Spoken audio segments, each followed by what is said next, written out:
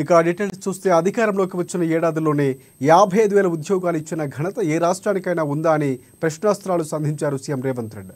స్వరాష్ట్ర సాధనలో విద్యార్థులు ఏ లక్ష్యం కోసమైతే ప్రాణత్యాగం చేశారో ఆ లక్ష్య సాధనలో భాగంగా తొలి ఏడాదిలోనే 55,000 ఉద్యోగ నియామకాలు చేపట్టామని తెలిపారు సీఎం. ఇక ఇందులో ఒక్క తల తగ్గినా తాను క్షమాపణ చెప్పడానికి సిద్ధంగా ఉన్నానంటూ సంచలన వ్యాఖ్యలు చేశారు సీఎం రేవంత్ రెడ్డి.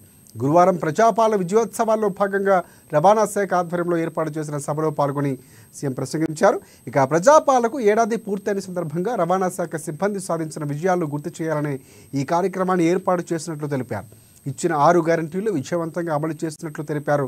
గత 10 ఏళ్ల పాలనలో ఆర్టీసీ కార్మికులు చనిపోయినా ప్రభుత్వం నుంచి పరామర్శించిన దాఖలాలు లేవని అన్నారు. ఉచిత బస్సు ప్రయాణ సౌకర్యంతో ప్రతి ఆడబిడ్డ ప్రతి నెల 5,000 రూపాయల నుంచి 7,000 రూపాయల వరకు ఆదా చేయగలుగుతున్నారని అన్నారు. ఉద్యోగ నోటిఫికేషన్లు ఇచ్చి వాళ్ళు పారిపోతే కోర్టులో కేసులు పరిష్కరించి మొదటి ఏడాదిలోనే 55,143 ఉద్యోగ నియామకాలు చేపట్టినట్లు తెలిపారు సీఎం. ఇక హైదరాబాద్ నగరాన్ని విశ్వనగరంగా విశ్వవ్యాప్తంగా నిలబెట్టేందుకు కృషి చేస్తున్నామని చెప్పారు.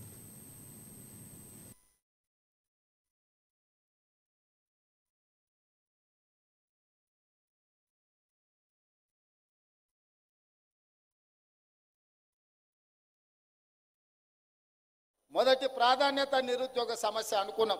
అందుకే మీరు నోటిఫికేషన్లు ఇచ్చి పారిపోతే 10 సంవత్సరాల నియామకాలు చేపట్టకపోతే కోర్టుల్లో మూలుగుతున్న కేసులను అన్నిటిని పరిష్కరించి నిన్నటి గ్రూప్ 4 నియామకాలతోని మొదటి సంవత్సరంలో 55,143 ప్రభుత్వ ఉద్యోగ నియామకాలు చేపట్టి ఇంక్లూడింగ్ మీ డిపార్ట్మెంట్లో కారుణ్య నియామకాలే కాకుండా 113 మంది మీ ట్రాన్స్పోర్ట్లో ఆఫీసర్స్ నియామకంలో 97 మంది నియామక